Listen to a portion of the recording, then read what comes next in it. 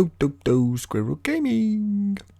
Hello, and welcome to another Magic the Gathering Arena video. My name is Chris, and today we'll be looking at another deck ready for Theros Beyond Death.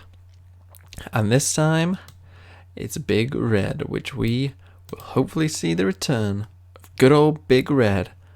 Mainly thanks to one card in particular. I'm looking at you, Storm's Wrath. Will it come up? There we go, Storm's Wrath. Now, what was the problem with Big Red before? Well, it was the fact that essentially you couldn't deal with threats consistently, you couldn't deal with threats continually, and if they got a better board state than you, then you pretty much lost. It was essentially a win more deck that had very little answers.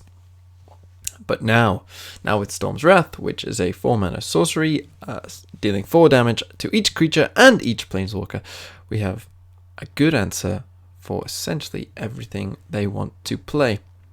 So let's talk you through the whole entire deck, which is one that I'm really excited for. Well, we'll start off at the top, 8 creatures, 4 Bonecrusher Giants, essentially just because it's a good card. You know, 2-sided card, gives you a body, deals 2 damage to any target. It's just a good card. I just think that it's an auto-include in any deck like this because of its multifaceted nature. Tectonic Giant, one that I went back and forth. Do I want to include this? I eventually settled on 2 Tectonic Giants, just mainly for in this deck, either as an extra finisher, that 3 damage to each opponent, or exiling the top 2 cards of your library and being able to play one until the end of next turn. I think that's a really good ability and one that we can use. Then Cavalier of Flame, obviously just a great card. Lets us discard and draw cards, gives our things stat boosts and haste. It's just a really good card. It's an auto-include in a deck kind of like this. But my point and a thought of mine was whether to include Fires of Invention, and I'm not sure. It might be correct to include Fires of Invention in a Big Red deck. It might not be, I'm not sure. Depends if the card draw is good enough, which I'm not sure yet, which we'll go into a bit later with how we try and draw cards. So that might be an interesting inclusion as we go forward. This is just a first draft of a list. I'm sure that this would change a lot as we went on. But as you see, we got 11 Planeswalkers in the deck. Yay, Planeswalkers are good. Chandra, Acolyte of Flame. We've gone for 3 of each of the Chandras, and I'll explain that soon. Chandra, Acolyte of Flame.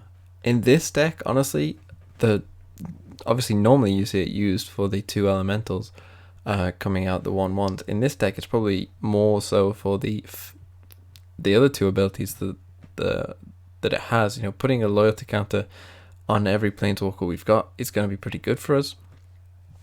And then the -2 giving us this extra spell, whether that be a shock or a lava coil or a Storm's Wrath, is going to be, or an intervention, is going to be really good. Oh well, it is 3 or less, so we won't be able to cast Storm's Wrath. But shocks and lava coils, maybe we need a couple more of them, maybe less of these. We'll figure it out. Then Chandra, Fire Artisan. A really good card for this deck, an auto-include in any Big Red deck, I think, because obviously the card draw is essential in this deck. That's obviously what Red would struggle to do, but our card draw is essentially exiling the top card of the library and being able to play it. That's such a good mechanic for us, and I think that it's just a really good card to include. Then Sarkhan, obviously creating his dragons, making our other Planeswalkers, which we have a lot of, into other dragons as well, is going to be really powerful. The 1 damage as well, if that dragon survives, is also pretty good. But yeah, this is a really, really cool list. And then Chandra, Awakened Inferno, just a win the game, dealing damage to the creature's board wipe if you need it to be, an exile effect on anything you need it to be as well. And we have so many Planeswalkers because we play 4 Chandra's Regulator. Now this is a card you probably maybe have never even seen before. It's an M20 rare, 2 mana artifact, legendary artifact. That essentially, anytime we activate an ability of a Chandra Planeswalker, we can pay 1 and copy it.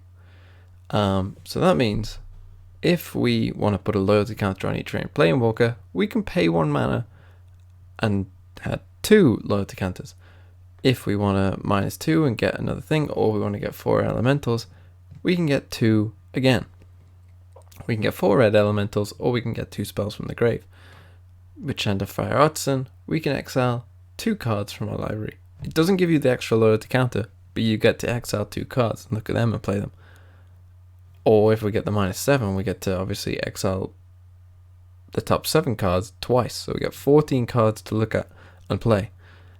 Chandra Awakened Inferno, we can add 2 of those emblems to deal 1 damage. Or we can deal 6 damage to everything on the field. That's a really good ability. And not only that, you may pay 1 and tap it to discard a mountain card or a red card and draw a card.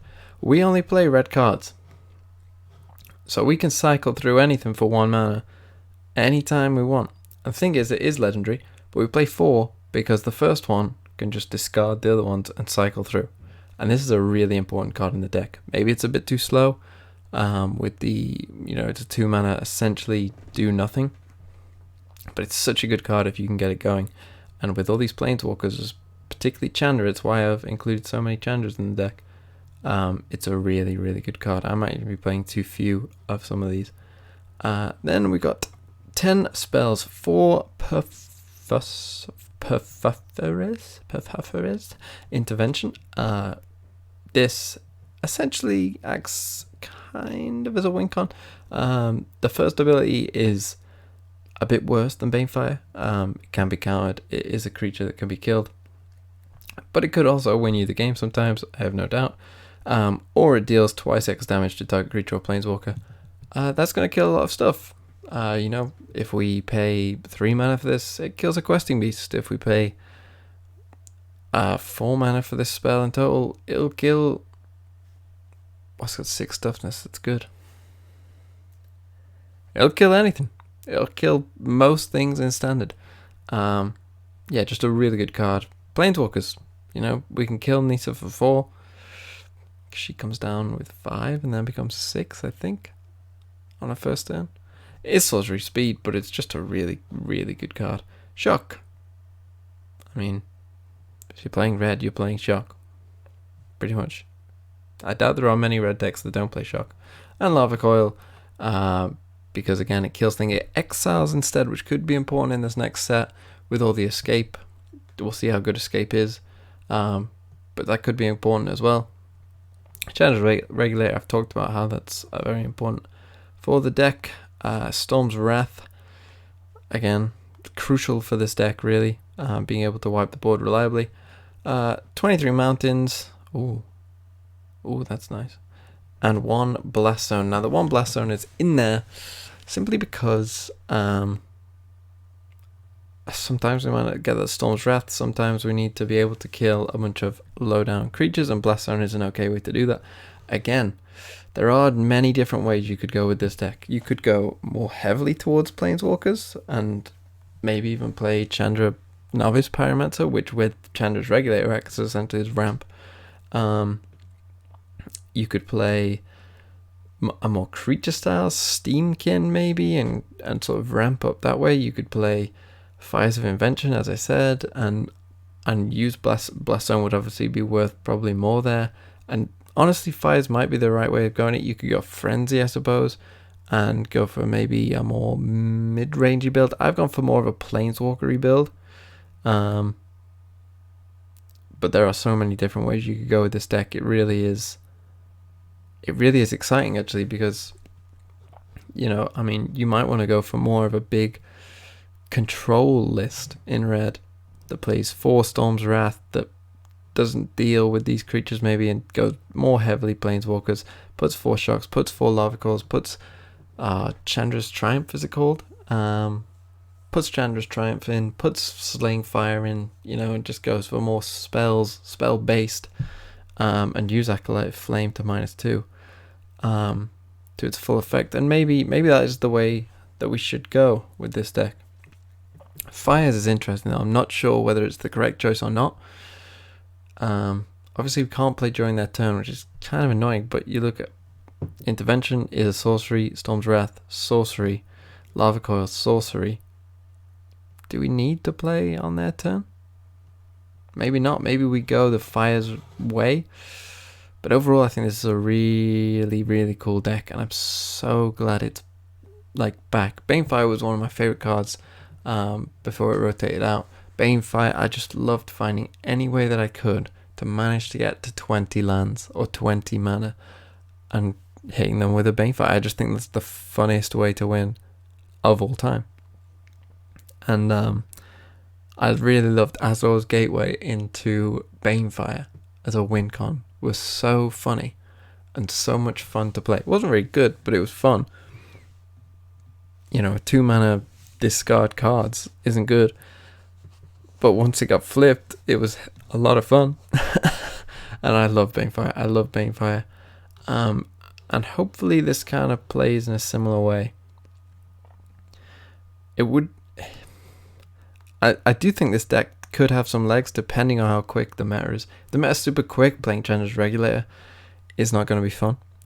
And I think this is a key to the deck, really. Being able to just discard and draw to fix whatever you need. You know, oh yeah, I need more lands, I can discard a card, or oh, I'm flooding out, I can discard a mountain. That's really important, and being able to activate the abilities is super good as well. Which maybe means Fires is the right way to go, because it does allow us to do this all the time automatically. So maybe we do need to go to Fires, maybe less Bone Crusher Giants, maybe less Tectonic Giants. I just wanted to include this card because I look at it, it's so fun, and that draw effect is important. Maybe we should be playing Light Up the Stage, but I'm not sure how often we'll be guaranteeing damage on them. So it's up in the air. I'm sure a better list than this will come about, but this was just a simple showing off of some of the things that we can do, and with new cards and some old cards that no one's ever played, it cost 8 pence or cents. Yeah, but anyway, this is going to be a really fun deck to play around, build around. I'm going to be trying to build the best version of a Big Red that I can. And so my name has been Chris. You have watched another deck tech for Magic the Gathering, Theros Beyond Death. And thank you for listening. I'll see you next time, and maybe next time it might be released. What a fun time that will be. So thank you for watching.